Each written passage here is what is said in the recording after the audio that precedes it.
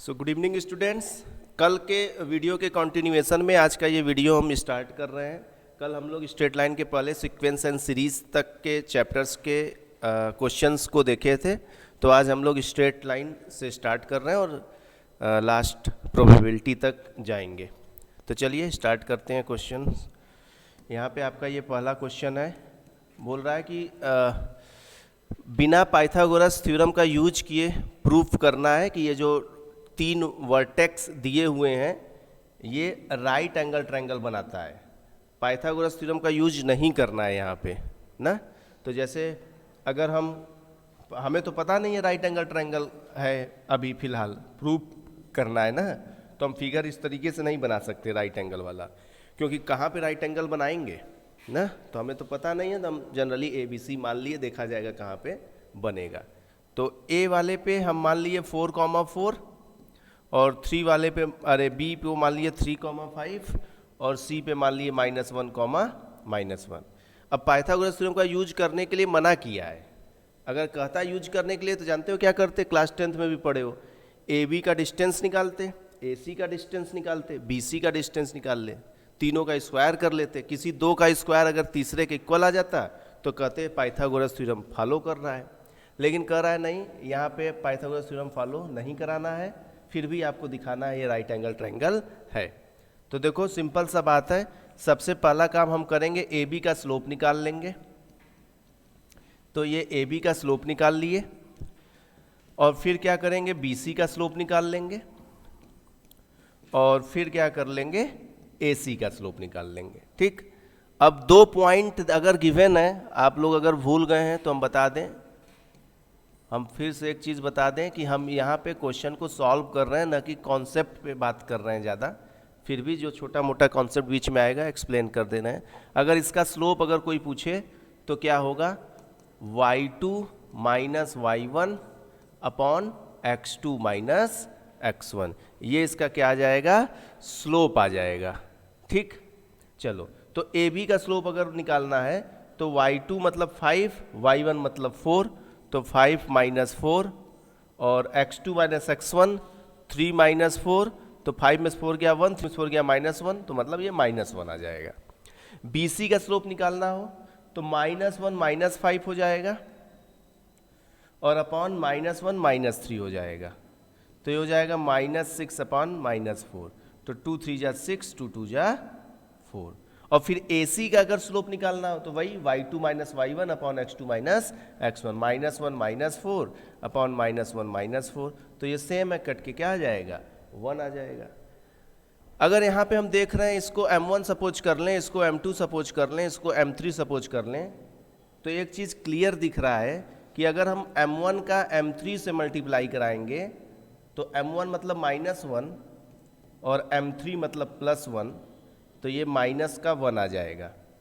और अगर दो स्लोप का प्रोडक्ट -1 आ जाता है तो जिस लाइन का स्लोप निकालते हैं वो दोनों परपेंडिकुलर रहता है। तो M1 किसका स्लोप निकला है, AB का, और M3 किसका स्लोप है, AC का। डैट मीन्स AB और AC आपस में क्या है, परपेंडिकुलर है। ठीक है, तो परपेंडिकुलर हो गया AB और AC, AB ये हो गया, AC ये हो गया, ये मतलब परपेंडिकुलर हो गया ना। तो इसका मतलब ये क्या है, राइट एंगल ट्रायंगल हो गया। बिना पाइथागोरस थ्योरम का यूज किए हम लोग इसको सीख लिए। ठीक है, चलिए आगे बढ़ते हैं। अब यहाँ पे देखो क्वेश्चन नंबर 2 की अगर हम बात करें तो 3 पॉइंट्स यहाँ पे गिवन है। फर्स्ट पॉइंट को A मान लें H,0, सेकेंड पॉइंट को B मान लें A,B, एंड थर्ड पॉइंट को C मान लें 0,K। ये तीनों कहाँ पे है, एक ही लाइन पे है, तो प्रूव करना है वो चीज़। तो देखो अगर 3 पॉइंट्स एक ही लाइन पे है तो सीधा सीधा कंडीशन होता है कि जो पहले 2 पॉइंट का स्लोप होता है AB और जो लास्ट वाले 2 पॉइंट का स्लोप होता है BC, वो हमेशा क्या होगा, इक्वल। ये कंडीशन है, याद रखना पड़ेगा आपको। अगर ABC कोलिनियर है मतलब एक ही लाइन पे है तो AB का स्लोप BC का स्लोप इक्वल होगा। कहोगे सर अगर दो स्लोप इक्वल होता है तो पैरेलल भी तो होता है, लेकिन यहाँ पे B पॉइंट देखो दोनों में कॉमन है, तो अगर बी पॉइंट दोनों में कॉमन है तो पैरेलल कैसे हो सकता है? ये ए से बी गया, अब बी से सी बनाना है तो इसी के आगे ना बनाओगे, ऊपर कहाँ से बन जाएगा? लेकिन अगर कहेगा कि पी क्यू का स्लोप आर एस के स्लोप के इक्वल है, तब भाई यहाँ से पी क्यू हो गया और ये आर एस हो गया, तब पैरेलल होगा। तो दो स्लोप अगर इक्वल रहता है तो पैरेलल होता है, लेकिन अगर एक पॉइंट कॉमन हो जाता है तो वो एक ही लाइन पे हो जाता है, कोलिनियर हो जाता है।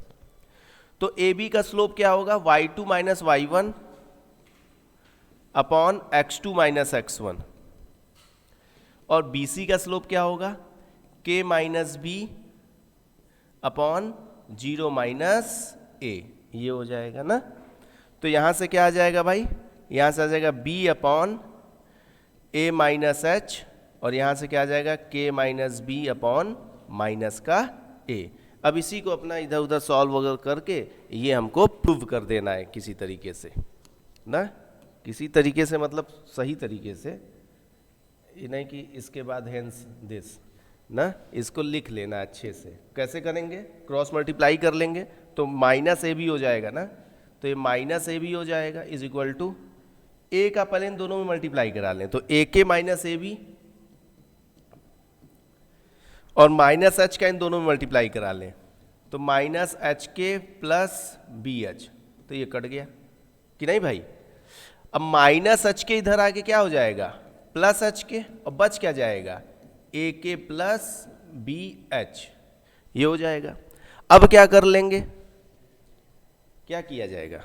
एच के से डिवाइड कर लेंगे। यहां एच के से डिवाइड करेंगे तो इन दोनों टर्म में भी एच के से डिवाइड करना पड़ेगा, तो ये तो कट के 1 आ जाएगा, और ये के से के कट के क्या आएगा? ए बाई, और एच से कट के बी बाई के, और यही हमको प्रूव करना था ना। तो एक कंडीशन याद रखना है, अगर 3 पॉइंट्स कोलिनियर है तो हमको ये फॉलो करा लेना है। नेक्स्ट बढ़े आगे। अब यहां पे देखो 2 क्वेश्चन दिया हुआ है आपका, इक्वेशन ऑफ लाइन फाइंड करना है, इक्वेशन ऑफ लाइन फाइंड करना है। क्वेश्चन नंबर 3 की अगर हम बात करें, सोल्यूशन नंबर 3 की हम बात करें अगर, तो कह रहा है उस लाइन का इक्वेशन बताओ जो पासिंग थ्रू 2 पॉइंट्स, एक पॉइंट्स यहाँ पे गिवन है -1, और दूसरा पॉइंट गिवन है 2, -4। तो इस 2 पॉइंट से एक लाइन पास कर रहा है, इस लाइन का इक्वेशन हमको लिखना है, इस लाइन का इक्वेशन हमको लिखना है ना। अच्छा, तो चलो फॉर्मूला लग जाएगा यहाँ पे, इसको बोलते हैं 2 पॉइंट फॉर्म। अब अगर आपको 2 पॉइंट फॉर्म नहीं याद है तो बेशक आप ये क्वेश्चन छोड़ के आगे बढ़ सकते हैं, क्योंकि कैसे करेंगे 2 पॉइंट्स फॉर्म के बिना। तो यहाँ पे लगेगा y minus y one is equal to y2 minus y one upon x2 minus x1 और x माइनस x1। लेकिन ये फॉर्मूला ऐसा कोई बच्चा नहीं जिसको ना याद हो ना, बहुत ही आसान सा फॉर्मूला है। y minus y one is equal to y2 minus y one upon x2 minus x1 और ब्रैकेट में x माइनस x1। तो ये जो पॉइंट है भाई इसको x1 y1 मान लो, और ये वाला जो पॉइंट है इसको x2 y2 मान लो।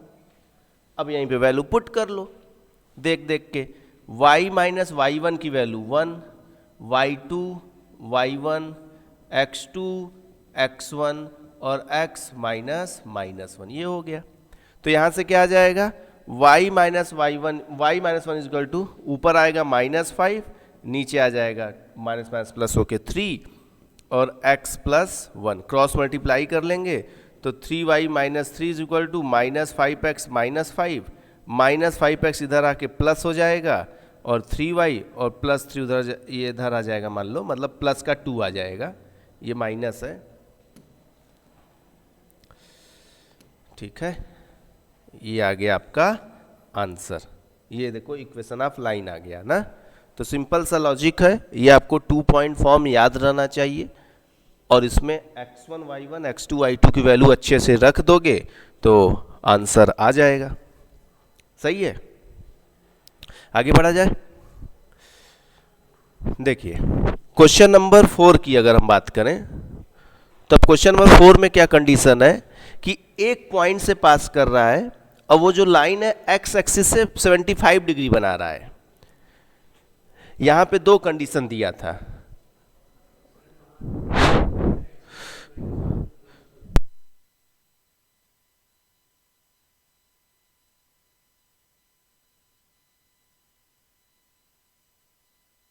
ठीक।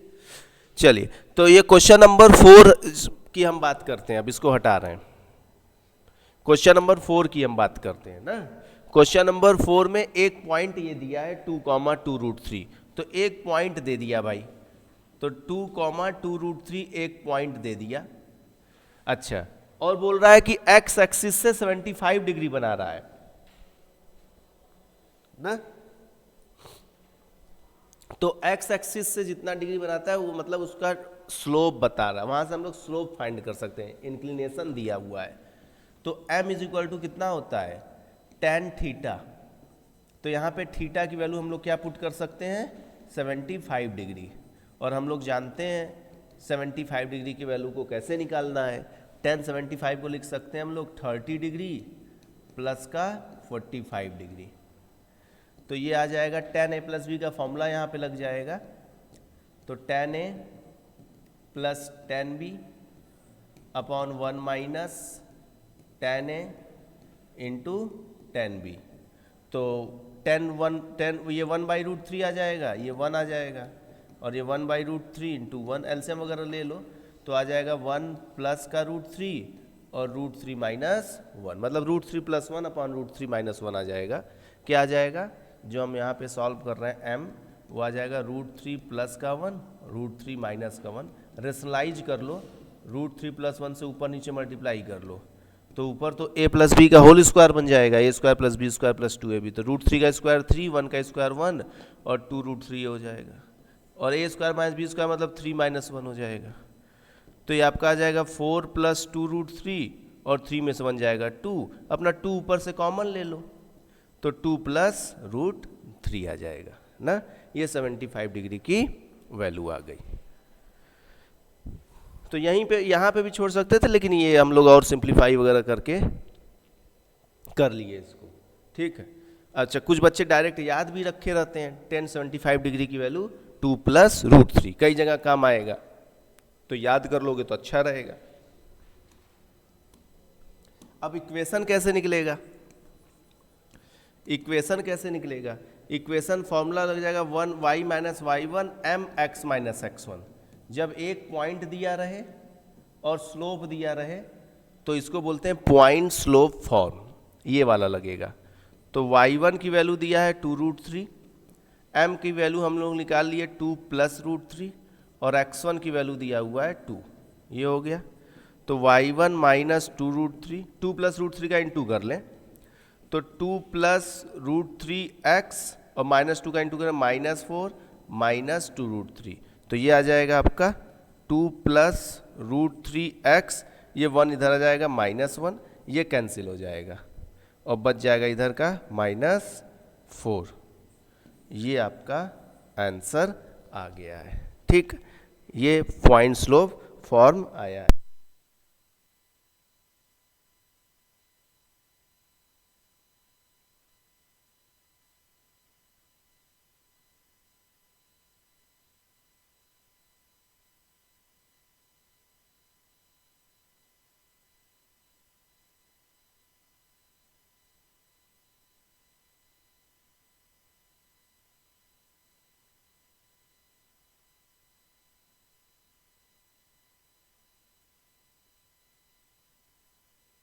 ठीक है, ये क्वेश्चन हो गया हम लोग का, फिर अब आगे बढ़ते हैं ना। बोल रहा है कि find the distance of the point, ये भी देखो एक बहुत ही अच्छा क्वेश्चन है, मतलब ये एक लाइन हो गया, ये एक लाइन हो गया, ये एक पॉइंट हो गया, तो पॉइंट से लाइन के बीच का डिस्टेंस कैसे पता लगाएंगे। तो पॉइंट ये हो गया आपका -1, एक ये पॉइंट हो गया, और ये लाइन जो है, ये वाला जो लाइन है उसका इक्वेशन वो गिवन है, क्या गिवन है, 12 का x, देखो हम स्टैंडर्ड फॉर्म में इसको पहले कर दें, 12 का मल्टीप्लाई करा दें, तो 12x प्लस 72, 5y माइनस 10, तो 5y को इस साइड लेते आएंगे और 10 को भी इधर लेते आएंगे, तो ये 86 हो जाएगा। तो this is the equation of line. So 12x minus 5y plus 86 is equal to 0। ठीक है, यहाँ पे 12 6 जा 72, सॉरी 12 6 जा 72, तो यहाँ पे हो जाएगा आपका, ये हो जाएगा 12 6 जा 72, तो 10 ऐड हो जाएगा, तो ये हो जाएगा आपका 82, और ये हो जाएगा आपका यहाँ भी 82। तो ये पॉइंट है और ये लाइन है, तो पॉइंट और लाइन के बीच का ये डिस्टेंस हम लोग फाइंड करेंगे, ये डिस्टेंस d फाइंड करना है ना। तो ये डिस्टेंस d कितना हो जाएगा, ये पॉइंट इस पे लाई करा देंगे, ये वाला पॉइंट इस पे सीधा सीधा सिंपल सा फॉर्मूला कोई मत याद करो, सीधे याद कर लो कि अगर पॉइंट और लाइन के बीच का डिस्टेंस निकालना है तो पॉइंट को इस पे लाई करा देना। पॉइंट को इस पे लाई कराने का मतलब है x के प्लेस पे -1 रख देना, y के प्लेस पे 1 रख देना। तो देखो x के प्लेस पे -1 रख दिए, y के प्लेस पे 1 रख दिए, ये कर दिए, क्या किए, पॉइंट को लाइन पे लाई करा दिए। और अपॉन में क्या करेंगे, अंडर रूट में x के कोफिशिएंट का स्क्वायर प्लस y के कोफिशिएंट का स्क्वायर। फॉर्मूला भी है, जो लोग बच्चे फॉर्मूला पढ़े जो समझ रहे होंगे कैसे करना है। अगर कोई नहीं पढ़ा है, छूट गया है किसी बच्चे से, तो सीधे इस पॉइंट को इस पे लाई करा दो और रूट में x के कोफिशिएंट का स्क्वायर प्लस y के कोफिशिएंट का स्क्वायर रख देंगे। अब इसी को सॉल्व कर लेंगे, मॉड इसलिए लगाएंगे पॉजिटिव आए, तो माइनस का 12 हो जाएगा, माइनस का 5 माइनस 17 हो जाएगा। 82 में से 17 हम माइनस अगर कर देंगे तो 65 आ जाएगा, और नीचे हमें लगता है 144 और 25 109 मतलब 13 आ जाएगा, और 13 25 65। सही है, ठीक है, तो ये हमारा आंसर आ जाएगा। ठीक है, तो सिंपल सा लॉजिक है कि पॉइंट को क्या करेंगे, हम उसी पे लाई करा देंगे ना भाई। आगे बढ़ते हैं, हाँ ये देख लो।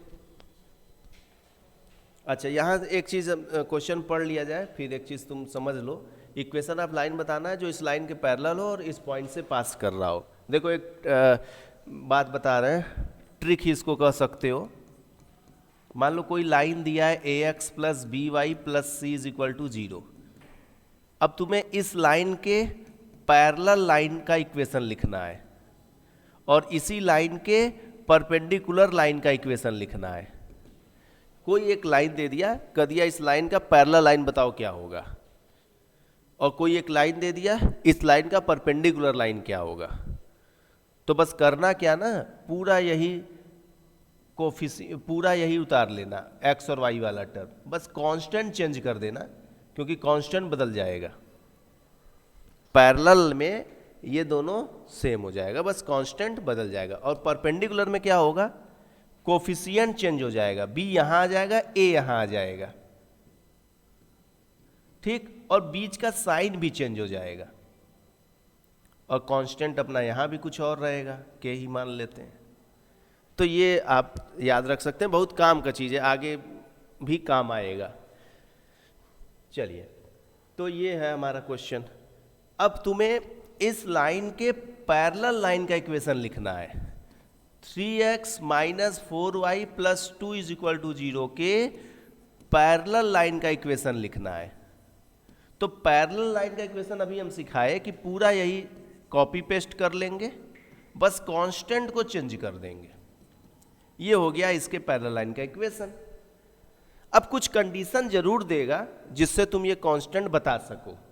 तो बोल रहा है कि ये इस पॉइंट से पास कर रहा है, इट इज पासिंग थ्रू -2, 3। तो x के प्लेस पे -2 पुट कर सकते हैं और y के प्लेस पे 3 पुट कर सकते हैं।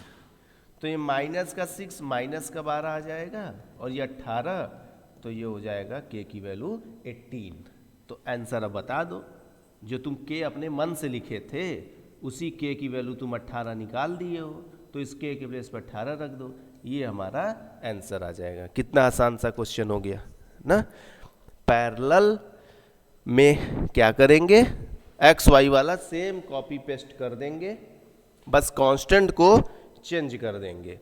और परपेंडिकुलर में क्या करेंगे, कोफिशिएंट इंटरचेंज करा देंगे और बीच का साइन चेंज कर देंगे, प्लस है तो माइनस कर देंगे, माइनस है तो प्लस कर देंगे, और कांस्टेंट तो दोनों में बदल देंगे। तो जिससे ये बहुत ही आसानी से हम लोग क्वेश्चन सॉल्व कर लिए। के की वैल्यू निकालने के लिए कोई कंडीशन देगा, तो यहाँ पे एक कंडीशन हमारा दिया था, इस कंडीशन के हेल्प से हम लोग इसको सॉल्व कर लिए। आगे बढ़ते हैं। अब देख लो, इस सेम टाइप का क्वेश्चन आ गया। अब तुम्हें इसके परपेंडिकुलर लाइन का इक्वेशन निकालना है। x minus 7y plus 5 is equal to 0 के क्या करना है, परपेंडिकुलर लाइन का इक्वेशन निकालना है।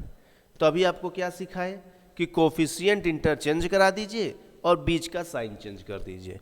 तो साइन को छोड़ के कोफिशिएंट चेंज करा दो। 7 को इधर ले जाओ 7x, और इसका कोफिशिएंट 1 है तो 1 को इधर ले जाओ 1y, और बीच का माइनस है तो प्लस, और 5 की जगह क्या रख दिए के। कोफिशिएंट ये बीच के साइन को छोड़ के कोफिशिएंट इंटरचेंज करा देना। 7 को इधर किए, 1 को उधर किए, और बीच का साइन चेंज कर दिए। ये परपेंडिकुलर लाइन आ गया, perpendicular line to given line, given line का परपेंडिकुलर आ गया।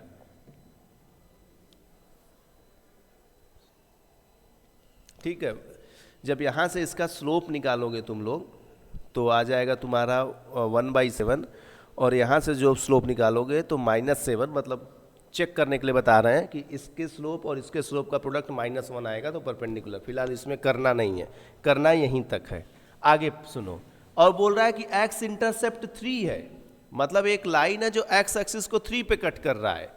ये x एक्सिस रहा होगा, उसको 3 पे कट कर रहा है। जब x एक्सिस को 3 पे कट करेगा मतलब y कोऑर्डिनेट 0 है। तो x इंटरसेप्ट 3 का मतलब है कि इट इज पासिंग थ्रू, हाँ, इट इज पासिंग थ्रू 3,0, 3,0 से पास कर रहा है। तो यहाँ पे रख दें 3 x के प्लेस पे, और y के प्लेस पे 0 रख दिए, plus k is equal to 0। तो 7 3 जा 21, ये हो जाएगा उधर जाके -21। अब आंसर दे दो।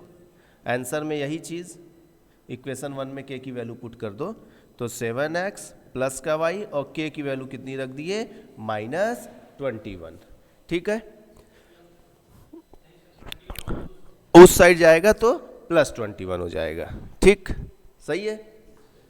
यहाँ तक कितना आसान सा क्वेश्चन है। बस ये याद रखना है, पैरेलल में सेम कॉपी पेस्ट हो जाएगा, कांस्टेंट k हो जाएगा। परपेंडिकुलर में कोफिशिएंट इंटरचेंज कर देना, बीच का साइन छोड़े रहना, उसको बाद में चेंज कर देना। आगे बढ़े। P is the length of perpendicular from origin to the line whose intercept on the axis are A and B। देखो ये अगर ये कहीं अगर दिख रहा है intercept on the axis are A and B, मतलब इंटरसेप्ट फॉर्म की बात कर रहा है, इंटरसेप्ट फॉर्म की बात कर रहा है। और इंटरसेप्ट फॉर्म होता है x/a plus y/b is equal to 1, ये इंटरसेप्ट फॉर्म होता है। तो बोल रहा है कि P क्या है, लेंथ ऑफ परपेंडिकुलर ओरिजिन से टू द लाइन, मतलब इसी लाइन पे ओरिजिन से परपेंडिकुलर डिस्टेंस है। तो मान लो ये ओरिजिन है 0,0, और ये वाला जो लाइन है परपेंडिकुलर है, P लेंथ दिया हुआ है, यहाँ पे P लेंथ दिया हुआ है। और ये लाइन का इक्वेशन ये इंटरसेप्ट वाला है, क्या है, x/a y/b is equal to का 1। और ये हम लोग सीखे हैं अभी कि पॉइंट और लाइन के बीच का डिस्टेंस कैसे पता करते हैं, बताए हैं ना। पॉइंट को इस पे क्या करेंगे, लाई करा देंगे, और x के कोफिशिएंट का स्क्वायर y के कोफिशिएंट का स्क्वायर नीचे रूट में लगा देंगे। तो चलो point P is equal to क्या हो जाएगा, पॉइंट को इस पे लाई कराते हैं, तो ये 0/a 0 हो जाएगा, 0/b 0 हो जाएगा, जो 1 उस साइड है इधर ले आओ, -1 हो जाएगा, और अपॉन अंडर रूट x का कोफिशिएंट 1/a तो उसका स्क्वायर, y का कोफिशिएंट 1/b उसका स्क्वायर, और मॉड तो लगेगा ही। तो यहाँ से P इज इक्वल टू क्या आ गया, -1 है, मॉड लगा है तो +1 हो जाएगा, और अपॉन रूट में as it is 1/a square और 1/b स्क्वायर, क्रॉस मल्टीप्लाई अपना कर देंगे। तो 1/a स्क्वायर 1/b स्क्वायर और is equal to is equal to क्या हो जाएगा 1/p। अब स्क्वायरिंग ऑन बोथ साइड कर देंगे तो इधर रूट हट जाएगा ना, इधर रूट हट जाएगा और इधर क्या हो जाएगा p का स्क्वायर। यही प्रूव करना था, कितना आसान सा क्वेश्चन है ना। बस वही कॉन्सेप्ट है, पॉइंट उस पर लाई करा दिए हैं, पॉइंट उस पर लाई करा दिए हैं और इसको उधर लेते गए, p को इधर लेते आए तो ये 1/p हो गया, रूट वाला इस साइड आ गया, स्क्वायरिंग ऑन बोथ साइड कर दिए तो ये आ गया ना। इस तरीके से हम लोग ये भी सॉल्व कर लिए। आगे बढ़ा जाए। हाँ, ये भी बहुत ही अच्छा सा क्वेश्चन है। इमेज निकालना है इस पॉइंट 3,8 का ना, इस 3,8 का इमेज निकालना है। एक लाइन है x + 3y = 7 और एक पॉइंट है 3,8 करा, ये मिरर की तरह काम कर रहा है, करा ये वाला जो लाइन है वो प्लेन मिरर की तरह काम कर रहा है। तो इसका जो इमेज बनेगा वो यहाँ कहीं बनेगा। अगर पॉइंट A है 3,8 तो उसका इमेज बन जाएगा नीचे की ओर ना, उसका इमेज कहाँ बन जाएगा नीचे की ओर। 3,8 है तो यहाँ पे जाके कहीं उसका इमेज बन जाएगा। मान लेते हैं h, k उसका इमेज बन गया। ये परपेंडिकुलर लाइन ड्रॉ कर दिए। पढ़े ये हम लोग कि जैसे मिरर में, फिजिक्स में पढ़े होगे ना, मिरर है जितने दूर हम हैं उतना दूर ही इमेज अंदर बनेगा। तो ये वाला डिस्टेंस, ये वाला डिस्टेंस सेम रहेगा। डैट मीन्स ये जो पॉइंट है वो मिड पॉइंट हो जाएगा ए बी का। तो अगर ए बी का मिड पॉइंट है तो तुमसे अगर m का हम कोऑर्डिनेट पूछें, m का कोऑर्डिनेट पूछ लें, अगर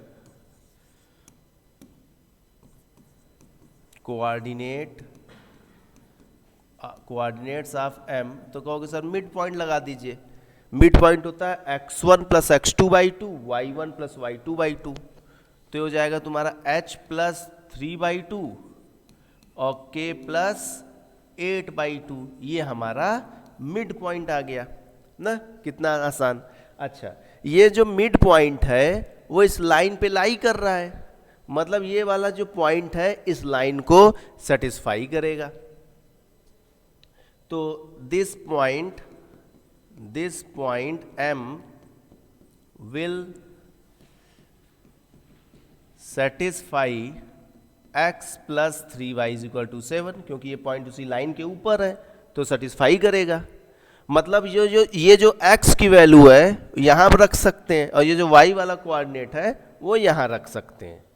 तो इस x के प्लेस पे ये वाली वैल्यू रख देते हैं, इस x के प्लेस पे,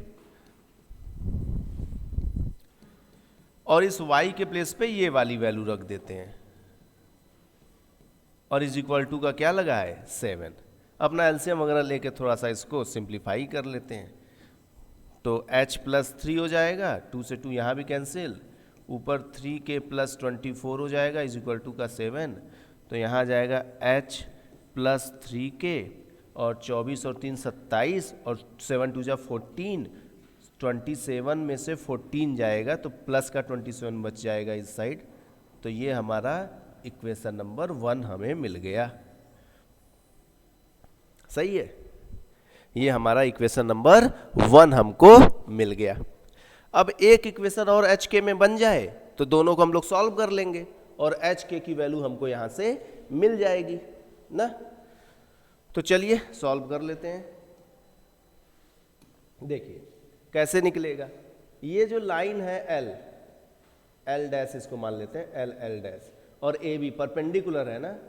ये जो ए बी है और ये जो लाइन है एल डैश आपस में परपेंडिकुलर है।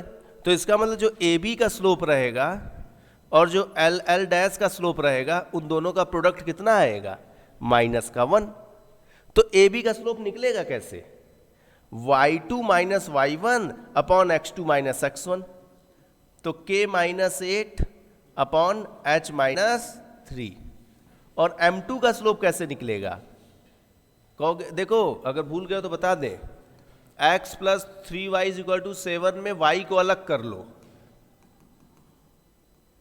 तो y अलग होगा तो ये आएगा, y को अलग कर लो, जो x का कोफिशिएंट रहता है वही स्लोप होता है, क्योंकि हम लोग ये वाला पढ़े y is equal to m x plus c, x का कोफिशिएंट स्लोप कहलाता है। तो किसी लाइन का अगर स्लोप निकालना है तो y को सेपरेट कर लो, x का कोफिशिएंट स्लोप हो जाएगा। तो इस लाइन का स्लोप कितना हो जाएगा, -1/3। अब इसी को सॉल्व कर लो, माइनस माइनस प्लस हो जाएगा फिलहाल, और ये हो जाएगा k -8 upon 3h - 9 is equal to 1। तो k -8 is equal to 3h - 9, तो 3h माइनस के हो जाएगा, -8 उधर जाके जुड़ जाएगा, तो -1 इधर आके या तो +1 कर दो। ये देखो दूसरा इक्वेशन बन गया। इसी दोनों इक्वेशन को हम लोग सॉल्व कर लेंगे और हमें एच के की वैल्यू मिल जाएगी।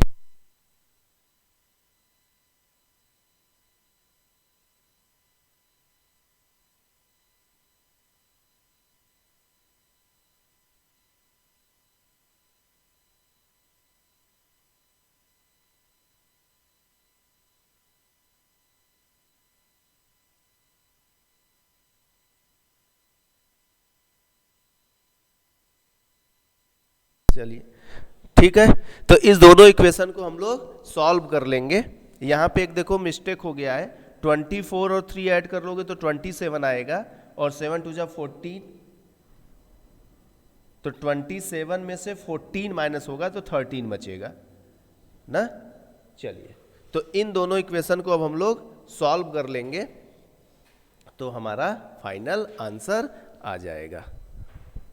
ठीक, ये प्रोसेस हम बता दिए, कैलकुलेशन एक बार आप अपने से भी देख लीजिएगा, प्रोसेस विल बी सेम ना। कैलकुलेशन एक बार आप लोग चेक कर लीजिएगा, प्रोसेस सेम है। चलिए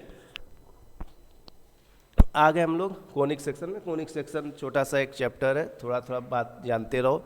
देख लो, एक चीज नोट करा दें तुम लोगों को कि सर्कल का जो स्टैंडर्ड फॉर्म होता है वो होता है x² + y² + 2gx + 2fy + c is equal to 0। This is the general form of equation of a circle. और इसमें जो सेंटर होता है वो होता है -g, -f, और जो रेडियस होता है वो होता है √g² + f² - का c, g² + f² - का c, ये होता है। अच्छा भाई, अब जैसे ये क्वेश्चन नंबर 1 है हमारा, अब इसके सोल्यूशन की बात करें। क्वेश्चन नंबर 1 है, क्या है, x² + y² - 4x - 8y - 45 is equal to 0। ये है, इसका कंपेयर इससे कर लेंगे। यहाँ पे देखो x² y² कोएफिशिएंट 1 है, यहाँ भी 1 है, अगर 1 ना रहता तो उसी से डिवाइड करके पहले 1 बनाते, फिलहाल कोई दिक्कत नहीं है। इससे कंपेयर कर लेंगे, x² + y² + 2gx + 2fy + c is equal to 0 से कंपेयर कर लेंगे। तो x का कोएफिशिएंट कितना है 2g, और x का कोएफिशिएंट कितना है -4, तो g की वैल्यू हमें मिल गई यहाँ से -2। y का कोएफिशिएंट कितना है 2f, यहाँ y का कोएफिशिएंट -8 है, तो f की वैल्यू मिल गई कितनी -4, और c की वैल्यू यहाँ से दिख रहा है -45। तो आप जनरल इक्वेशन से सबसे पहले तो कंपेयर करा लीजिए, आपको GFC की वैल्यू मिल जाएगी, यहाँ रख देना, सेंटर और रेडियस दोनों आ जाएगा। तो जो सेंटर आएगा वो क्या है, -g, -f है, तो -g की वैल्यू -2 और f की वैल्यू -4, तो ये प्लस हो जाएगा 2, 4, और रेडियस क्या आ जाएगा √g² मतलब -2 का स्क्वायर + f² मतलब -4 का स्क्वायर, और -c, लेकिन c की वैल्यू निगेटिव है तो माइनस का 45 हो जाएगा। तो 16 4 20, तो वो भी जुड़ जाएगा, √65 आ जाएगा, 65 रूट में 65 यूनिट्स ना। सिमिलरली आप ये वाला भी कर लीजिएगा, सेम प्रोसेस है। याद रखने वाली बात ये है, पहले पढ़े होगे तो याद भी होगा, नहीं पढ़े हो तो आज इसको याद कर लो, ठीक है। तो इस तरीके से आप सेंटर और रेडियस किसी भी सर्कल का फाइंड कर सकते हैं। आगे बढ़े,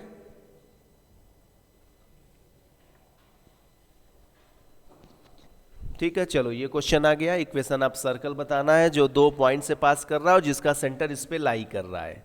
तो देखो ये इक्वेशन आप, ये एक सर्कल हो गया, तो ये पास कर रहा है 2,3 से और ये -1,1 से, और जिसका जो सेंटर है वो सेंटर देखो दो, एक होता है स्टैंडर्ड फॉर्म, एक होता है जनरल फॉर्म।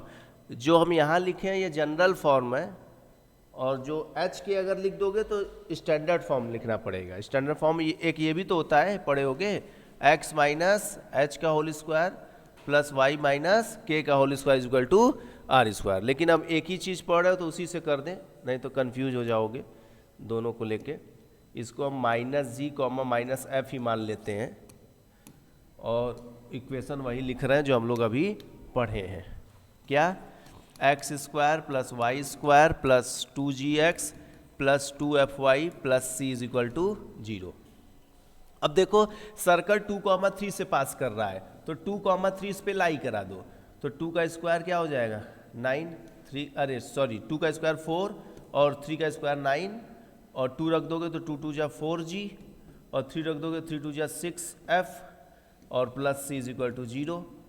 तो आ जाएगा 4g plus 6f plus c और 9 4 13, उधर जाके -13, इक्वेशन 1 बन जाएगा। और इसी तरह -1,1 इस पे लाई करा देंगे, -1,1 क्या कर देंगे, इस पे लाई करा देंगे, तो ये हो जाएगा 1 + 1 -2g plus 2f plus c is equal to 0। तो -2g plus 2f plus c और 1 1 2 उधर जाके क्या हो जाएगा -2, ये दूसरा इक्वेशन हो जाएगा। और ये सेंटर इस लाइन पे लाई कर रहा है, बोल रहा है x माइनस 3y माइनस 11 पे लाई कर रहा है, तो ये सेंटर इस पे लाई करा देंगे, तो ये माइनस का g हो जाएगा, ये माइनस का f हो जाएगा, -m। देखो x के प्लेस में -g रख दिए, y के प्लेस में -f रख दिए, क्योंकि सेंटर इस लाइन पे लाई कर रहा है ना। ये लगाए होगे क्वेश्चन तुम लोग, एकदम बेसिक सा क्वेश्चन है। ये इक्वेशन 3 हो गया, ठीक है।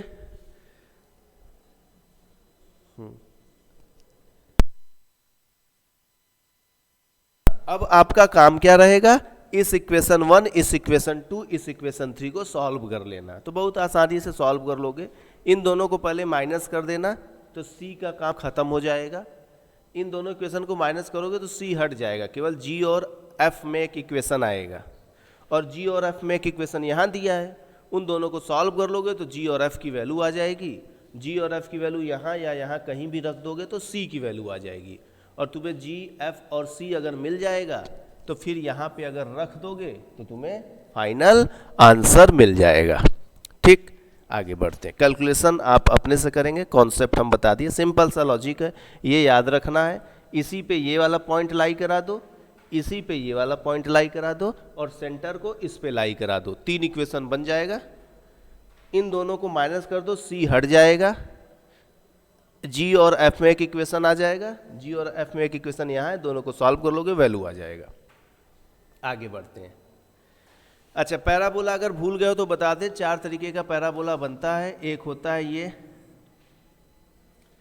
और इसका इक्वेशन होता है y square is equal to 4ax, और एक होता है ये लेफ्टवर्ड, इसका इक्वेशन होता है y square is equal to -4ax, और एक होता है upward x square is equal to 4ay, और एक होता है downward x square is equal to -4ay ना। कंफ्यूज नहीं होना है कौन सा इक्वेशन किस में लगेगा। अगर तुमसे बोला जाता है x square is equal to 4ay, तो बस तुम देख लो सिंगल पावर वाला कौन है। यहाँ पे सिंगल पावर y है, तो y पॉजिटिव है कि निगेटिव, पॉजिटिव है। पॉजिटिव y ऊपर पाया जाता है ना, तो इस वाले इक्वेशन का फिगर ऐसे बनेगा। अगर बोल देता है y square is equal to -4ax, तो सिंगल पावर x है, निगेटिव है, निगेटिव x इधर रहता है, तो इस वाले का इक्वेशन ऐसे बनेगा, फिगर ऐसे बनेगा। ठीक है, इस तरीके से है।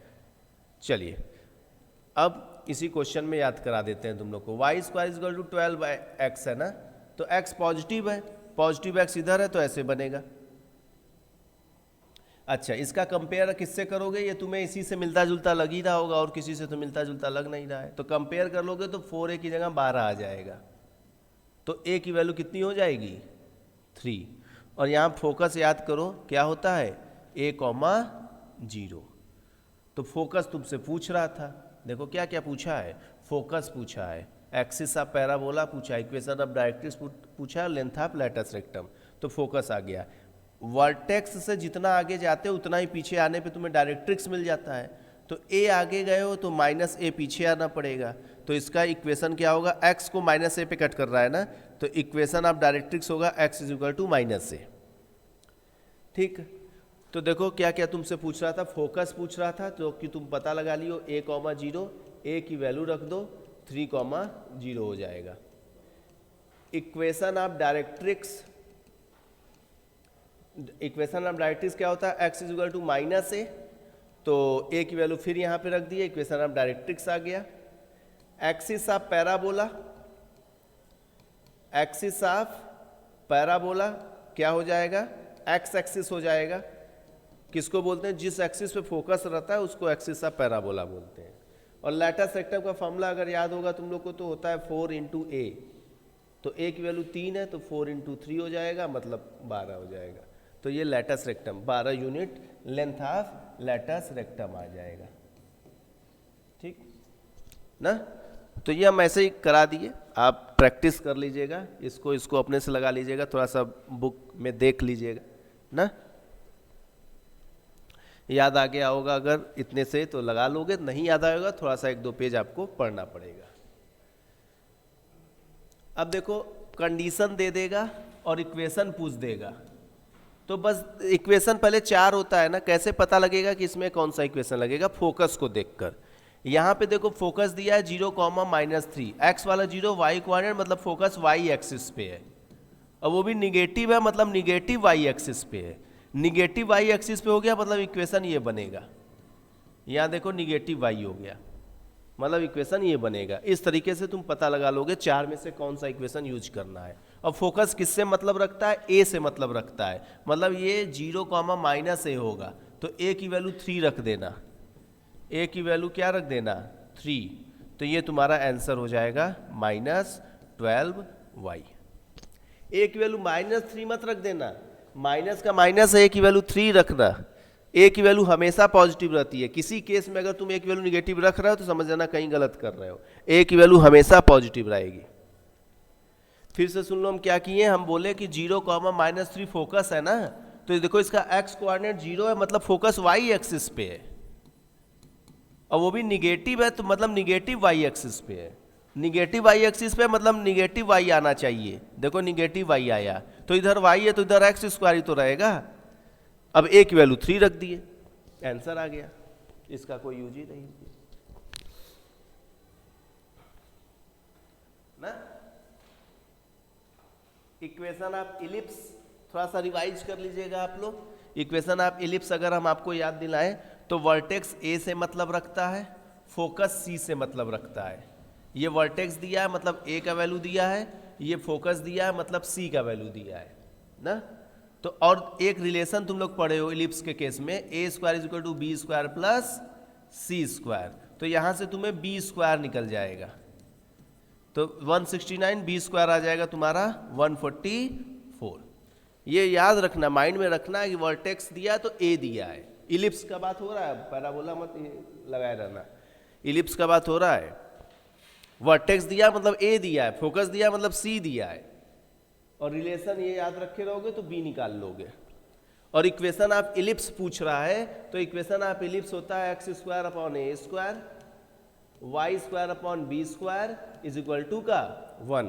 कहोगे सर एक इक्वेशन और होता है, बी स्क्वायर इधर रहता है, ए स्क्वायर इधर रहता है, तो यहाँ पे देखो फोकस किस एक्सिस पे है, एक्स एक्सिस पे है। अगर एक्स एक्सिस पे रहेगा तो एक्स के नीचे वाला ए रहेगा, अगर फोकस वाई एक्सिस पे रहेगा मतलब +-5 इधर लिखा रहता है, 0 इधर लिखता है, तो यहाँ हम बी स्क्वायर लिखते हैं, यहाँ ए स्क्वायर लिखते हैं। कंफ्यूज हो रहा है तो इसको भी आपको थोड़ा सा रिवाइज करना पड़ेगा, अगर पढ़े होगे तो इतने में ही याद आ गया होगा आपको। तो ए स्क्वायर की वैल्यू कितनी हो जाएगी 169, बी स्क्वायर की वैल्यू कितनी हो जाएगी 144 इज इक्वल टू का 1।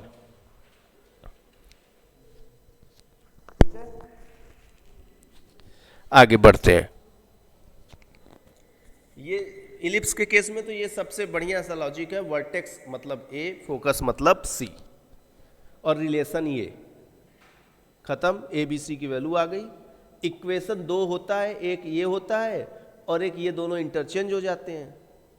तो अगर इंटरचेंज होंगे तब जब फोकस वाई एक्सिस पे रहेगा। फोकस यहाँ पे एक्स एक्सिस पे है क्योंकि वाई कोऑर्डिनेट 0 है, तो एक्स एक्सिस पे है, तो एक्स के नीचे ए रहेगा। अच्छा, इसमें कोई बड़ी बात नहीं है, ये आपको याद रखना है। ऑक्टेंट का साइन, जैसे क्वाड्रेंट का साइन क्लास 10th में याद किए थे, यहाँ पे ऑक्टेंट का साइन याद रखना है आपको। ये हम लिख भी दिए हैं ना, भूल रहे हो तो हम बता दें। जैसे क्वाड्रेंट याद किए हो ना, क्वाड्रेंट क्या होता है, फर्स्ट, सेकेंड, थर्ड, फोर्थ, ये तुम याद किए हो। याद करो, पहले क्वाड्रेंट में सब पॉजिटिव रहता है कि नहीं? पहले में क्या रहता है, पहले नहीं, ये एक्स और वाई पॉजिटिव रहता है। ऐसे बना दें, एक मिनट रुको, यहाँ बना दें। ये पॉजिटिव पॉजिटिव रहता है, ये निगेटिव पॉजिटिव रहता है, ये निगेटिव निगेटिव रहता है, ये पॉजिटिव निगेटिव रहता है ना। तो अगर एक्स और वाई की बात करें तो पहले पे प्लस प्लस, पहले में क्या रहेगा, प्लस प्लस, देख लो, प्लस प्लस तो प्लस प्लस। सेकेंड में क्या रहेगा, माइनस प्लस। थर्ड में क्या है, माइनस माइनस। फोर्थ में क्या है, प्लस। ये तो तुम याद किए हो, यही देखो यहाँ लिखा है 4 का।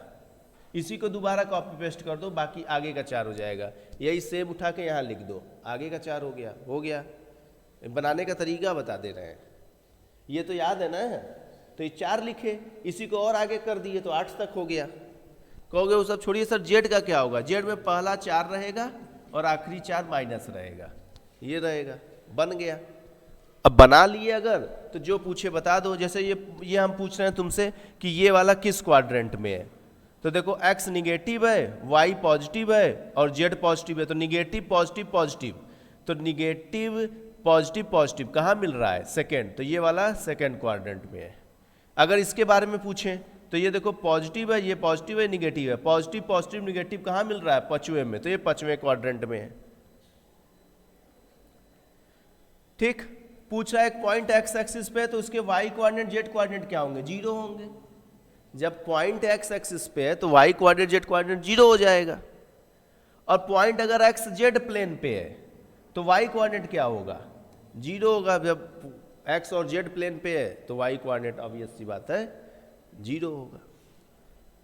बोल रहा है कि एक्स एक्सिस और वाई एक्सिस को एक साथ मिला दें तो उसको कौन सा प्लेन बोलेंगे, एक्स वाई प्लेन बोलेंगे। कह रहा है एक्स वाई प्लेन के कोऑर्डिनेट को कैसे लिखेंगे। देखो एक्स वाई का बात हो रहा है ना, तो एक्स होगा, वाई होगा, जेड वाला 0 हो जाएगा। एक्स वाई प्लेन का बात हो रहा है ना, मतलब एक्स का कुछ कोऑर्डिनेट होगा, वाई का कुछ कोऑर्डिनेट होगा, जेड वाला 0 हो जाएगा। यहाँ पे स्मॉल एक्स स्मॉल वाई लिख सकते हो। कह रहा है कितना स्पेस को कितने पार्ट में डिवाइड करते हैं, 8 पार्ट में डिवाइड करते हैं। 8 पार्ट में ऑक्टेंट डिवाइड होता है। जैसे 2 डायमेंशन में 4 पार्ट होता था ना, 3 डायमेंशन में 8 पार्ट्स होते हैं, 8 ऑक्टेंट उसको बोलते हैं ना। तो इसमें ये आपको रिवाइज करने वाली बात है। डिस्टेंस निकालना है, तो डिस्टेंस अगर आपसे पूछे तो भाई अंडर रूट, ये तो पढ़े ही हो, x2 माइनस x1 का whole square plus y2 minus y1 का होल स्क्वायर। इसमें एक और जुड़ जाएगा, z2 माइनस z1 का होल स्क्वायर हो जाएगा कि नहीं। तो ये हो गया तुम्हारा 2 माइनस 4 का स्क्वायर, 3 माइनस 3 का स्क्वायर, 5 माइनस 1 का स्क्वायर। बस इसी को सॉल्व कर लेंगे। 2 में से 4 गया, 3 में से ये 0 हो गया, ये 4, 5 में से क्या 4 का 16, 4 20, रूट का 20 मतलब 2 रूट 5 लिख सकते हो। मतलब ये तो अपने से कर लोगे, ये फॉर्मूला याद है, 10th में यहाँ तक पढ़ो। एक और ऐड हो गया, z2 माइनस z1 का स्क्वायर ऐड हो गया है ना। Under root x2 minus x1 का whole square plus y2 minus y1 का whole square plus z2 minus z1 का होल स्क्वायर। देखो भाई, 3 पैरेललोग्राम का 3 वर्टेक्स दिया है, चौथा वर्टेक्स पूछ रहा है। ये एक पैरेललोग्राम है, ये एक पैरेललोग्राम है ABCD। कह रहा है ये वाला जो वर्टेक्स है वो दिया है 3 माइनस 1 कॉमा 2, और ये जो वर्टेक्स है वो दिया है 1 कॉमा 2 कॉमा माइनस 4, और ये दिया है माइनस 1 1 कॉमा 2, और ये वाला पूछ रहा है तो इसको मान लो अल्फा बीटा गामा। बहुत ही आसान सा लॉजिक इसमें लगाने वाले हैं हम। एक काम करना, AC का मिड पॉइंट निकाल लेना और BD का मिड पॉइंट निकाल लेना। पैरेललोग्राम में दोनों मिड पॉइंट एक ही जगह पे आते हैं। तो अगर तुमसे कोई पूछे AC का मिड पॉइंट ऑफ AC, तो कहोगे sir x1 plus x2 3 minus 1 मतलब 2/2, y1 प्लस y2/2 मतलब -1 प्लस 1 0/2, और z1 प्लस z2/2 2 प्लस 2 4/2। समझ रहे हो ना, mid point x1 plus x2/2, y1 plus y2/2, z1 plus z2/2, तो 1 0 2 ये आ जाएगा। भाई इसको x1 मान लो, इसको y1 मान लो, इसको z1 मान लो, इसको x2 मान लो, इसको y2 मान लो, इसको z2 मान लो। मिड पॉइंट जब भी निकालना है तो x1 plus x2/2, y1 plus y2/2 ये। और इसी तरह BD का अगर मिड पॉइंट कर दे, अगर BD का मिड पॉइंट बोल दे तो ये alpha plus 1/2, beta plus 2/2, gamma minus 4/2। ये देखो BD का मिड पॉइंट आ गया। ये दोनों मिड पॉइंट सेम जगह पे है ना, तो इसको और इसको कंपेयर कर लो, इसको और इसको क्या कर लो, कंपेयर कर लो। तो यहाँ पे क्या लिखा है, अल्फा प्लस 1/2, और वहाँ पे क्या लिखा है x² पे 1। यहाँ से तुम्हें अल्फा निकल के आ जाएगा 1 आ जाएगा, 2 1 2, 2 में से 1 गया 1, तो देखो अल्फा की वैल्यू 1 आ गई। बीटा वाला कंपेयर कर लो, बीटा प्लस 2/2 इक्वल टू क्या है उधर y कोऑर्डिनेट 0, तो ये 0 -2 हो जाएगा। गामा क्या आ जाएगा, गामा -4/2 इक्वल टू 2, तो 2 2 जा 4 8 हो जाएगा, तो ये आ जाएगा 1, -2, 8। सिंपल सा लॉजिक है, कैलकुलेशन पे ध्यान मत दो, लॉजिक पे ध्यान दो कि इसका मिड पॉइंट निकालना है, इसका मिड पॉइंट निकालना है, दोनों को कंपेयर कर लेना है ना। समझ में आ रहा है? चलिए ठीक है, हम लोग आगे बढ़ते हैं। Limit and derivative. देखो डेरिवेटिव में फर्स्ट प्रिंसिपल इंपॉर्टेंट है, एक वीडियो हम बनाए हुए हैं, इसके पहले के पहले वीडियो में आप देखेंगे, वहाँ पे आपको फर्स्ट प्रिंसिपल हम सिखा दिए हैं। 15 मिनट का वीडियो है, देख लीजिएगा। फर्स्ट प्रिंसिपल आप लगाना सीख जाएंगे, और फिर जितना क्वेश्चन लगाएंगे वो तो अलग का बात है। देखो लिमिट में हम क्वेश्चन ही सॉल्व करा रहे हैं, इस पर कॉन्सेप्ट पे बात ज़्यादा नहीं करेंगे। इस क्वेश्चन को सॉल्व करना है तो इसको फैक्टराइज करना होगा। यहाँ पे हम न्यूमरेटर और डिनोमिनेटर दोनों को फैक्टराइज कर लेते हैं।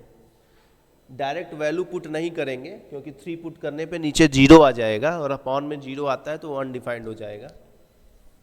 तो एक सीधा सीधा काम करेंगे, न्यूमरेटर जो लिखा है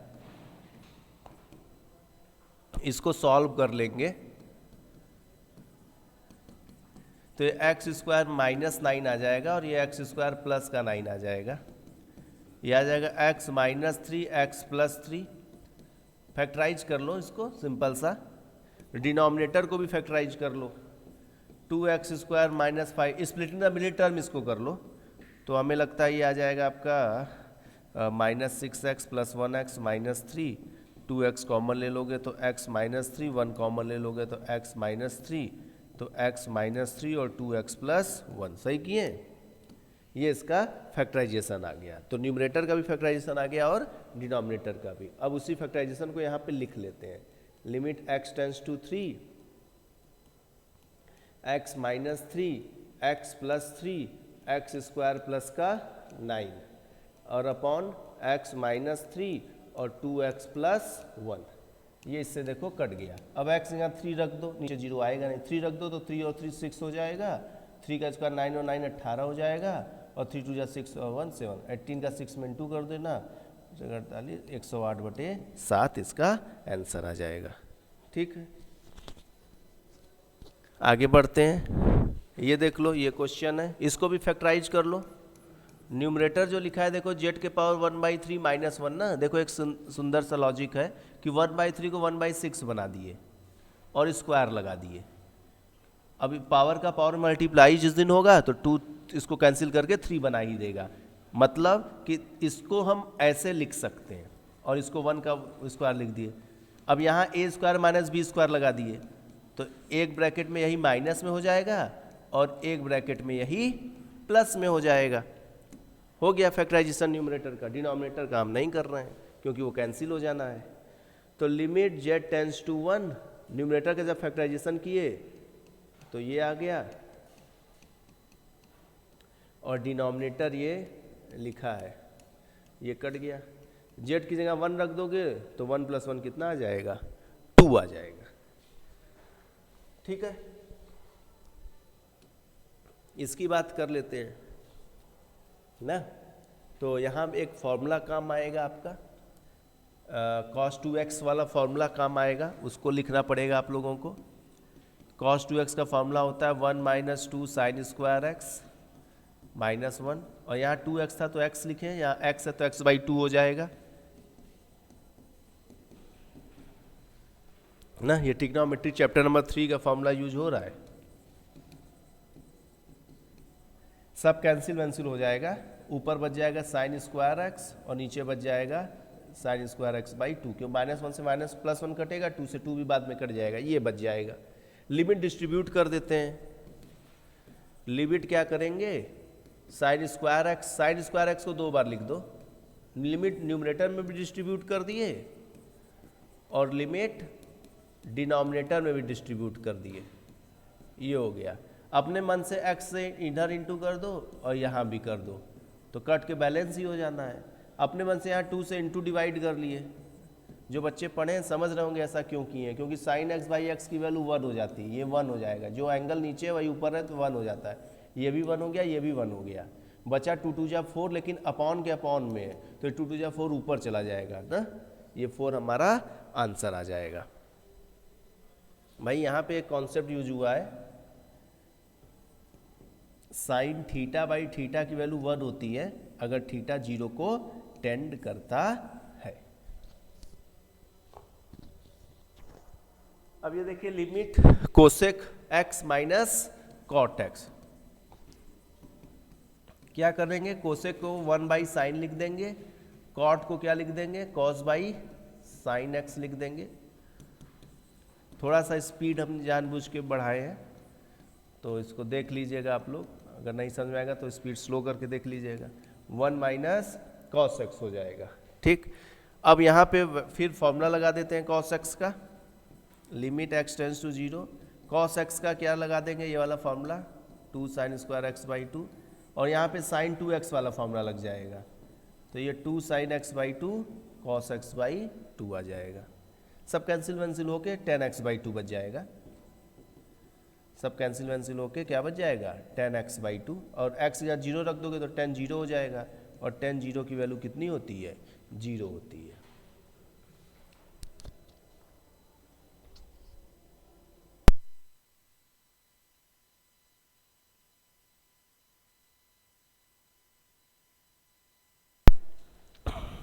ठीक है, आगे बढ़ते हैं।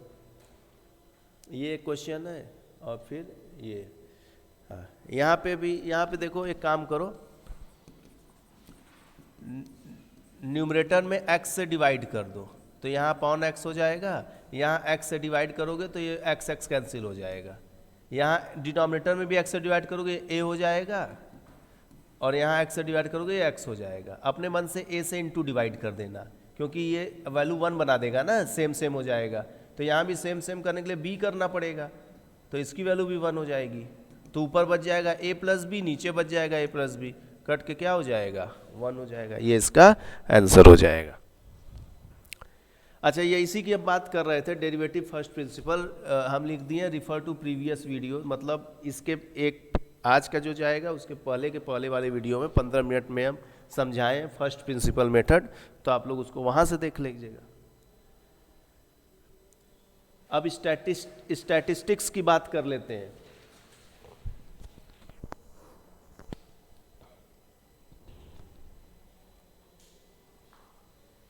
लिख लीजिए, स्टैटिक्स क्वेश्चन लगाइए।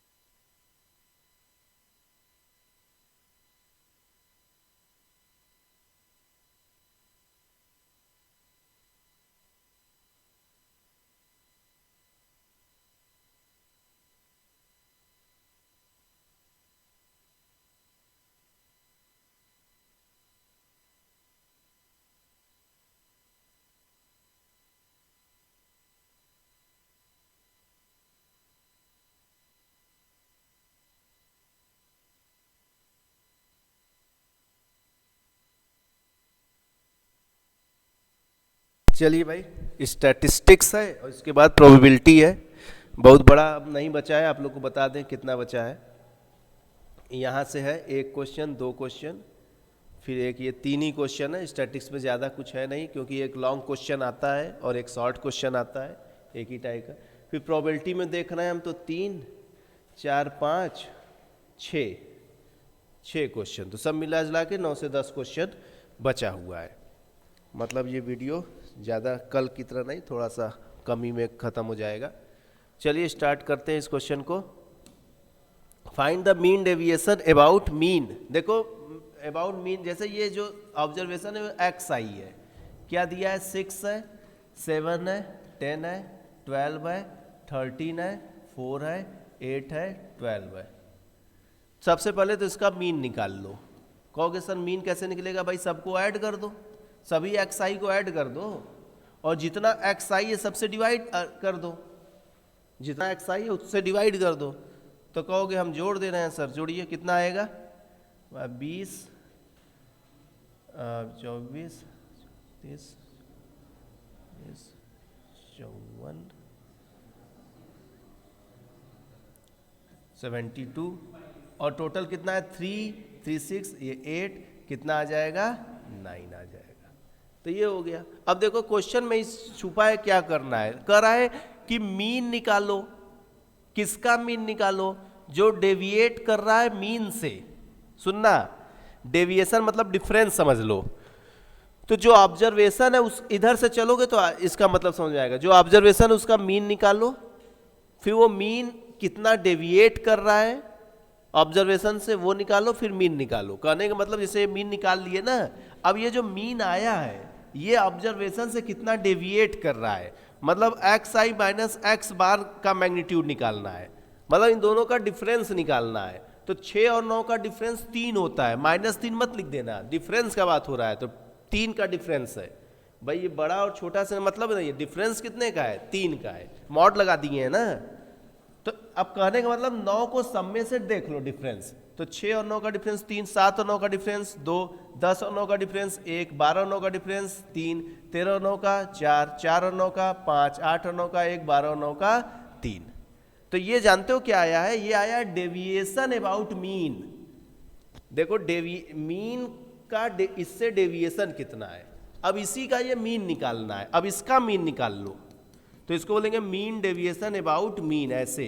अब इस वाले को ऐड कर लेंगे, जो एक्स आई माइनस एक्स बार निकाले ना भाई, इसको ऐड कर लेंगे और टोटल जितना है उसी से डिवाइड कर लेंगे, बस खत्म।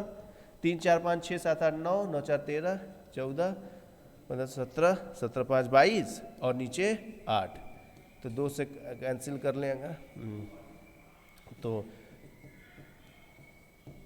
3 पॉइंट नहीं, अरे कहाँ, अरे वो हो 11 आएगा ना।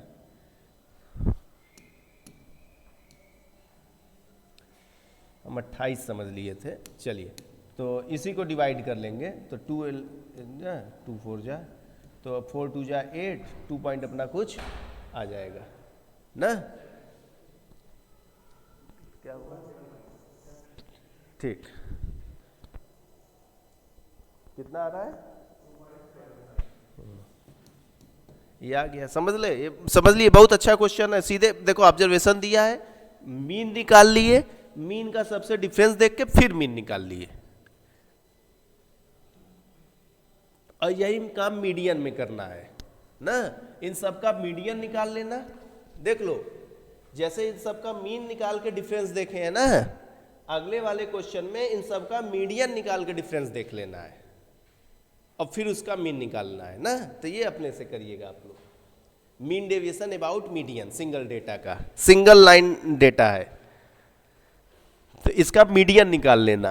मीडियन कैसे निकलता है देख लेना, रिवाइज कर लेना। सबसे पहले इंक्रीजिंग ऑर्डर में लिखते हैं और फिर बीच वाला नंबर लेते हैं। बीच में अगर सिंगल नंबर आ रहा है तो वही उसका मीडियन आ जाएगा। 2 नंबर आ रहा है तो उन दोनों को ऐड करके 2 से डिवाइड कर लेना, ठीक है। ये फॉर्मूला अपना याद रखे रहो भाई। देखो इस सिग्मा स्क्वायर को बोलते हैं वेरिएंस, सिग्मा स्क्वायर को बोलते हैं वेरिएंस, ठीक है। सिग्मा स्क्वायर को क्या बोलते हैं? ये सिग्मा स्क्वायर लिखा है, सिग्मा स्क्वायर को क्या बोलते हैं? वेरिएंस। और स्टैंडर्ड डेविएशन को क्या बोलते हैं? सिग्मा ना। तो अब देखो ये फॉर्मूला एक है और एक फॉर्मूला और है, दूसरा वाला फॉर्मूला याद कर लेना। ऐसा है ना, देख लो, वेरिएंस को किससे दिखाते हैं? सिग्मा स्क्वायर से। स्टैंडर्ड डेविएशन को किससे दिखाते हैं? सिग्मा से। तो इस पे भी क्वेश्चंस बनते हैं। कह देगा कि स्टैंडर्ड डेविएशन दिया है तो वेरिएंस बताओ, स्क्वायर कर देना, और वेरिएंस दिया है तो स्टैंडर्ड डेविएशन बताओ, तो रूट लगा देना। अगर वेरिएंस दिया है मान लो 4, तो स्टैंडर्ड डेविएशन कितना हो जाएगा? √4। समझ रहे हो ना? वेरिएंस हो गया सिग्मा स्क्वायर, स्टैंडर्ड डेविएशन हो गया सिग्मा। अगर लिख लो इसको, वेरिएंस अगर दिया है तो रूट लगा देना, स्टैंडर्ड डेविएशन आ जाएगा, और स्टैंडर्ड डेविएशन दिया है तो स्क्वायर कर देना, वेरिएंस आ जाएगा। ठीक है। अब ये देखो एक क्वेश्चन ये है, बहुत ही अच्छा क्वेश्चन है, इसको पूरा लिख के आए, जैसे टाइम आपका बच सके कैलकुलेशन में। आप हमें, हमारा मोटिव है कि आपको सिखा सकें बस सॉल्व कैसे करते हैं। इसके कॉन्सेप्ट को समझिएगा, क्योंकि ऐसा नहीं कि भाई आपका ये क्लास इंटरवल और फ्रीक्वेंसी चेंज होगा, कॉन्सेप्ट तो वही रहेगा। तो करना क्या है, देखो पहले ये क्लास इंटरवल लिख लेना है और फिर एक्स आई निकाल लेना। कैसे एक्स आई निकल रहा है हम बता दे रहे हैं। इन दोनों को ऐड करके बाई 2 किया है। देखो 0 + 10/2 5, 10 + 2 30/2 15, 20 + 30 20 50/2, ये एक्स आई निकल गया है ना। ये एक्स आई कैसे निकल रहा है? अपर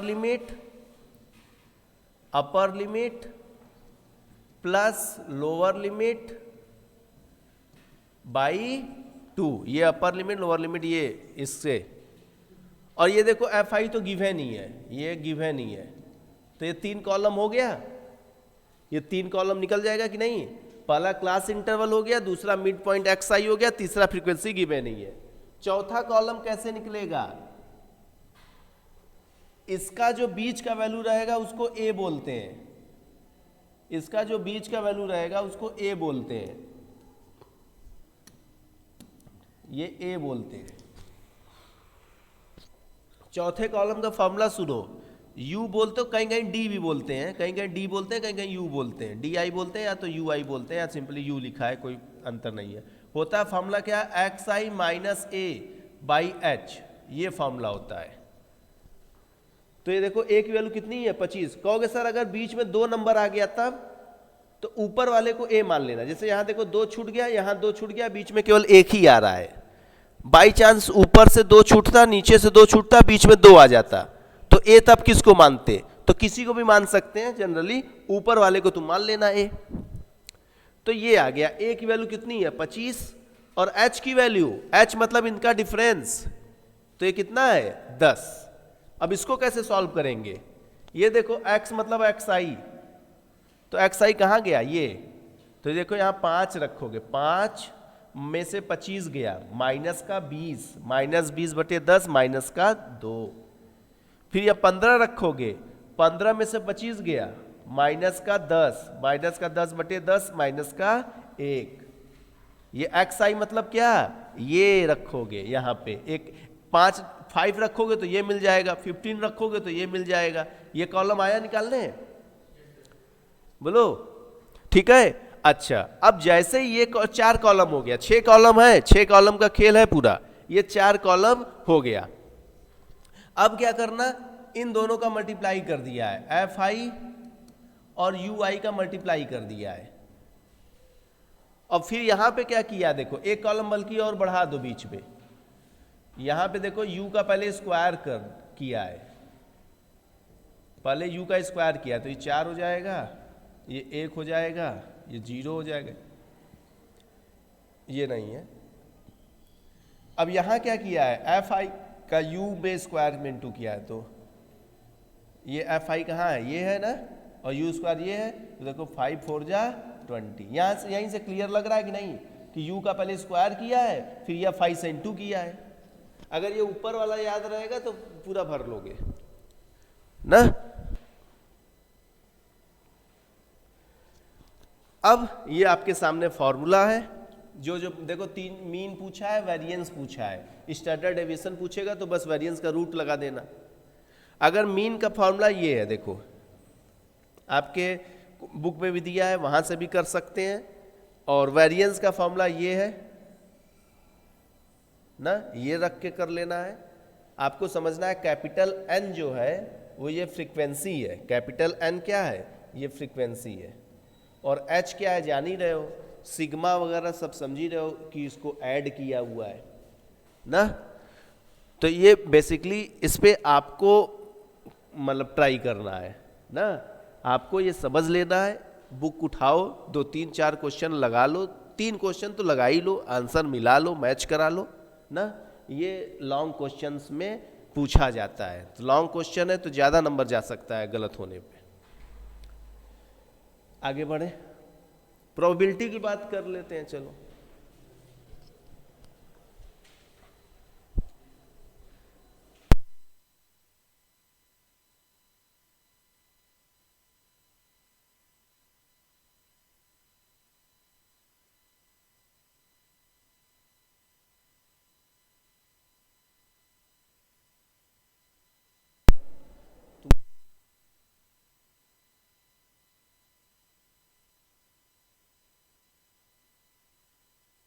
चलिए प्रोबेबिलिटी की बात करते हैं। किसी इवेंट के होने का प्रोबेबिलिटी और किसी इवेंट के न होने का प्रोबेबिलिटी 1 होता है।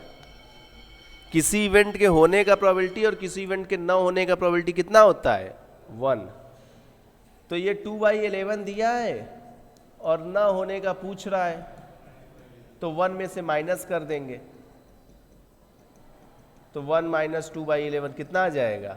9/11 ना। 2/11 दिया था, न होने का पूछ रहा है, तो किसी इवेंट के होने का प्रोबेबिलिटी और न होने का प्रोबेबिलिटी का सम कितना होता है? 1 होता है ना। चलिए आगे बढ़ते हैं।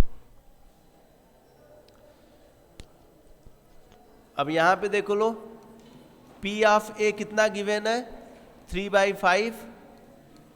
P ऑफ B कितना गिवन है? 1/5। और आपसे पूछा है A और B, और B मतलब यूनियन, और B मतलब यूनियन, A यूनियन B पूछ रहा है।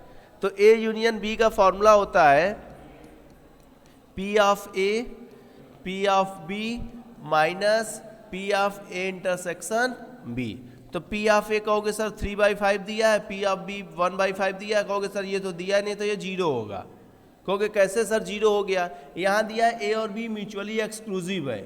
म्यूचुअली एक्सक्लूसिव मतलब दोनों के इंटरसेक्शन में कुछ नहीं है। हम बताए थे आपको म्यूचुअली एक्सक्लूसिव का मतलब, आप पढ़े भी होंगे। फिलहाल यहाँ पे याद रखना है कि A और B म्यूचुअली एक्सक्लूसिव का मतलब है कि दोनों में कुछ एलिमेंट नहीं है, 0 एलिमेंट है, कॉमन है ही नहीं। तो जब कोई एलिमेंट ही नहीं है तो उसका प्रोबेबिलिटी कितना आएगा? 0। तो ये लिखे हैं, बस इसी को ऐड कर लो, ये 4/5 इसका क्या हो जाएगा? आंसर हो जाएगा।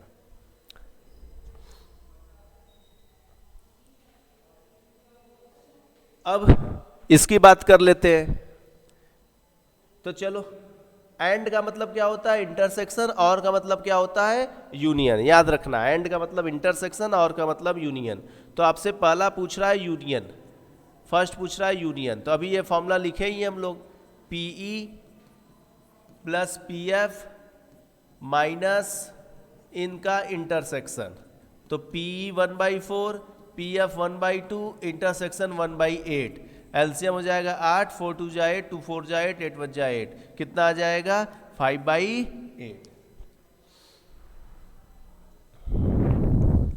सेकेंड देखो क्या पूछ रहा है, not E and not F। तो नॉट E मतलब E डैश, एंड मतलब इंटरसेक्शन, और ये हो जाएगा F डैश।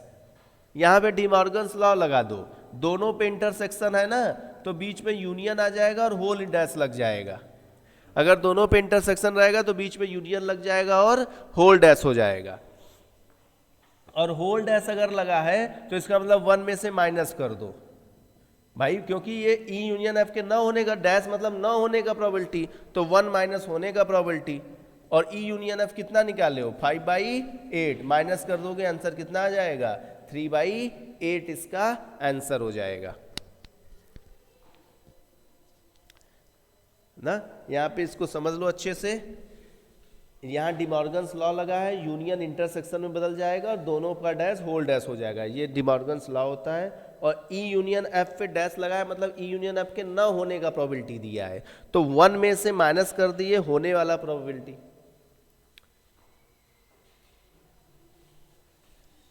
ओके, इसी तरह आप ये भी ट्राई कर लीजिएगा, अपने से कर लीजिएगा इसको ना। ये भी बताइए कैसे करना है, ये भी बताइए कैसे करना है। इसके बारे में अगर बता दें, चलो ये कैसे निकालोगे तुम लोग। देखो एक ये ए दिया हुआ है, एक ये बी दिया हुआ है। यहाँ बोल रहा है ए मतलब यही चीज़ हुआ, ए मतलब ये हो गया, और बी डैश मतलब क्या हुआ, बी को छोड़ दो, बी को छोड़ दो, तो ये चीज़ हो गया। तो इंटरसेक्शन मतलब जहाँ पे दोनों बार लाइन गया है, तो दोनों बार लाइन जानते हो कहाँ गया है, इस पोर्शन में गया है, इस वाले पोर्शन में। तो इसको जानते हो क्या लिख सकते हो, P of A minus P of A intersection B, क्योंकि पूरे ए में से ये वाला माइनस कर दो इंटरसेक्शन पोर्शन, तो इसका फॉर्मूला ये हो गया। सिमिलरली उसका फॉर्मूला क्या हो जाएगा, समझ ही रहे हो। ठीक है, तो बस इस क्वेश्चन में ये नोट करना हो तो नोट कर लो, बाकी ये सीख लिए हम लोग, ये सीख लिए पी ए इंटरसेक्शन बी का मतलब पी ए माइनस दोनों का इंटरसेक्शन।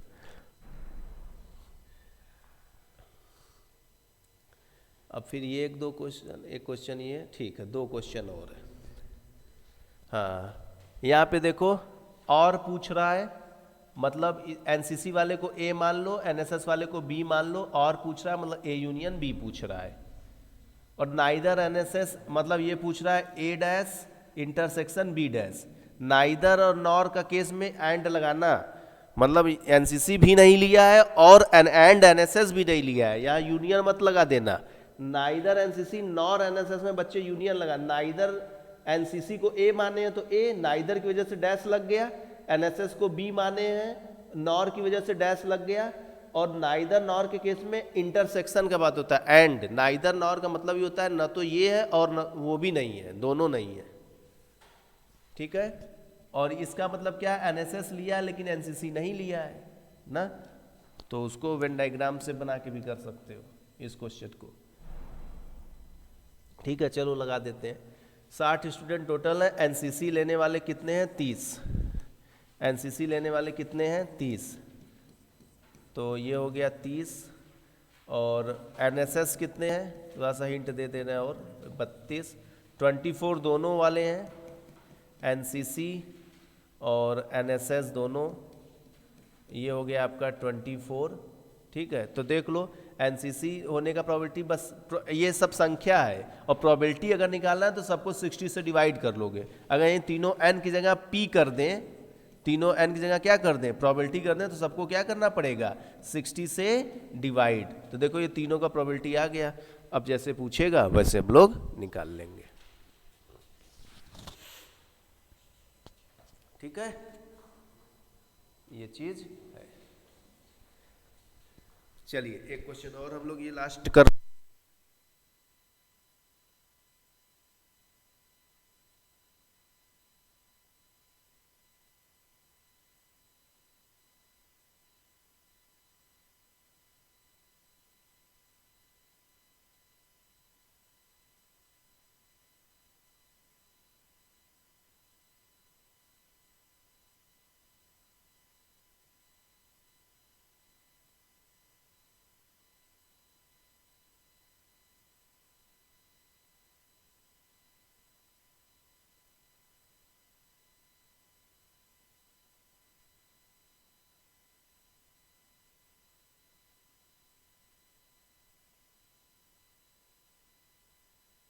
क्वेश्चन आइए कर लिया जाए इसको।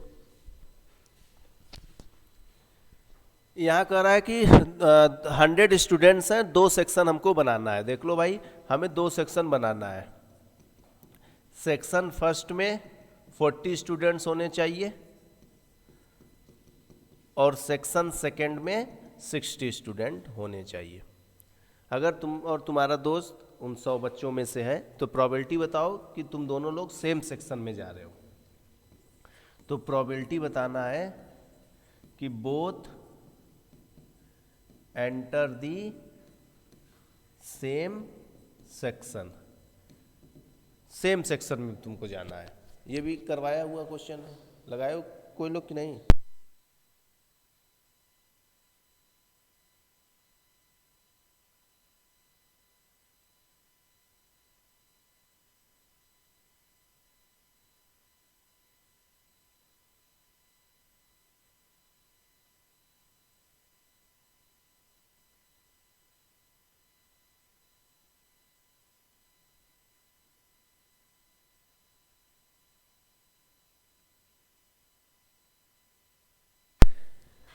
चलिए, तो अगर दोनों सेम सेक्शन में जाते हैं तो देखो, दोनों सेम सेक्शन में जाएंगे मतलब सेक्शन 1 में जाएंगे या तो सेक्शन 2 में जाएंगे। अगर तुम दोनों दोस्त सेक्शन 1 में जाते हो मतलब इस 40 में से तुम 2 लोग सेलेक्ट हो गए तो ये फेवरेबल आउटकम हो गया, और अपॉन फिर टोटल में से 2 लोग सेलेक्ट हुए तो ये टोटल आउटकम हो गया। और का मतलब क्या लगा है? प्लस। दूसरे सेक्शन में भी जा सकते हो तो ये 60C2 हो जाएगा और अपॉन 100C2 चला जाएगा। कह रहा है कि दोनों लोग एक ही सेक्शन में जाते हो तो 40 बच्चों में से तुम 2 लोग सेलेक्ट हो गए। जैसे 100 बच्चे थे, 40 अलग कर दिया गया, 60 अलग कर दिया गया। अब 2 बच्चे कहे सर हम लोग एक ही सेक्शन में जाएंगे, तो उन 40 में से 2 को पहले सेलेक्ट कर लिया गया कि दोनों चलो तुम लोग इसी सेक्शन में चलो, तो 40C2। या तो दूसरे में भी जा सकते थे तो बीच में प्लस लगाएं, और की जगह प्लस, तो 60, और टोटल आउटकम ये होता है, तो favourable outcome upon total outcome. ठीक है, यही था। अब इसी को अपना सॉल्व कर लेंगे। ठीक, और ये क्या कर रहा है? Both enter the same section different section, मतलब अलग अलग सेक्शन में गए। मतलब अगर ये पहले में गया तो दूसरा वाला दूसरे में गया, मतलब 40C1 पहला इसमें गया तो दूसरा वाला किस में गया? 60 वाले में गया ना, या इसमें जाएगा या तो इसमें जाएगा। और अपॉन में क्या करेंगे? 100C2, ये दूसरे सेक्शन में चला जाएगा। दोनों 100 में से 2 सेलेक्ट हुए ना, बात समझ रहे हो कि नहीं? और ये रिपीट कर सकता है मिल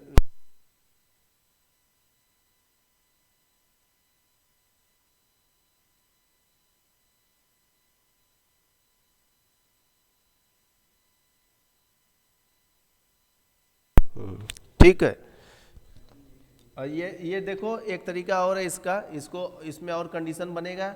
इससे अच्छा सेम सेक्शन में जाने का निकल गया है ना, तो डिफरेंट सेक्शन के जाने का 1 में से माइनस कर देना, मतलब इसी को पहले सॉल्व कर लेना और 1 में से क्या कर लेना?